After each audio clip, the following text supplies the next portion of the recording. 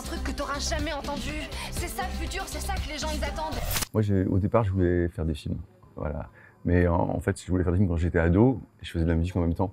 Et je pense que dans ma tête d'ado, je pense que faire des films, c'était plus sérieux que de faire de la musique. Si je fais des films sur la musique, ben là, j'ai un truc à dire, parce qu'effectivement, j'ai une vraie légitimité parce que je viens de la musique, donc je peux vraiment parler de ce sujet. Et puis finalement, bah, réaliser des disques, c'est un peu comme réaliser des films, c'est un peu partie de la même chose. Donc je me suis dit, allez, on se lance. Un des déclics, c'est quand j'étais voir Only Lovers Left Alive de Jim Jarmusch.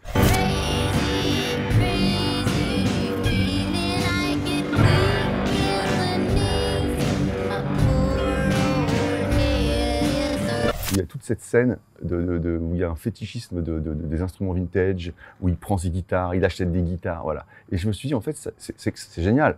Mais moi, j'ai envie de voir ça avec des synthés, en fait. J'ai envie de voir ça avec la musique électronique, en fait, quoi.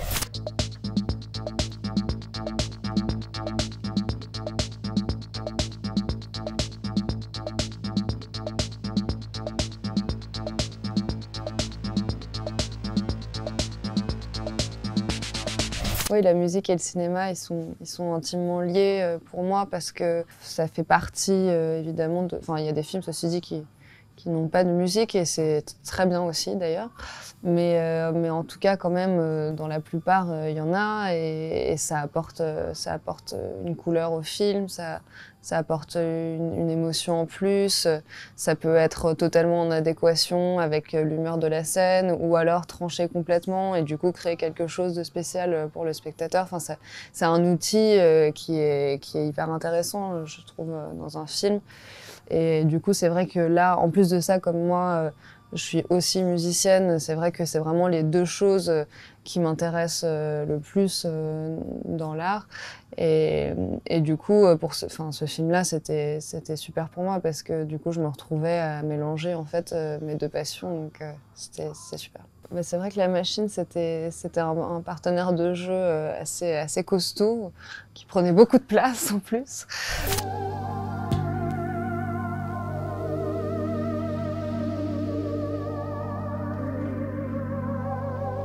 Donc ouais, c'était assez spécial, mais c'était hyper intéressant parce que moi, ça m'a permis de connaître un instrument que j'avais côtoyé de loin.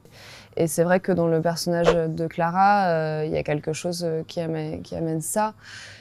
Et à la fois, elle collabore, mais Clara inspire Anna aussi. Et je trouve que c'est beau d'avoir les deux, parce que c'est très sain aussi, en fait, d'avoir une muse comme ça. Et je trouve ça assez chouette que ça soit une femme qui compose et qui soit inspirée par une autre femme.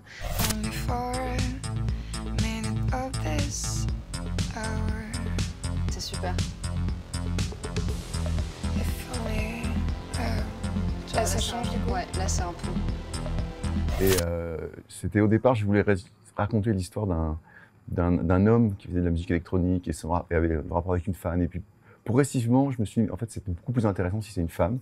Et puis, je suis tombé sur ces sites, en fait, où on parle de toutes ces pionnières. Et je me suis dit, là, il y a un truc à dire, en fait, qui est plus intéressant. Enfin, en tout cas, plus méconnu, peut-être plus original à raconter. Et donc, en fait, j'ai réécrit en fonction de ça, et voilà, c'est venu comme ça. Après, c'est vrai qu'il y aurait pu avoir une Jean-Michel Jarre au féminin.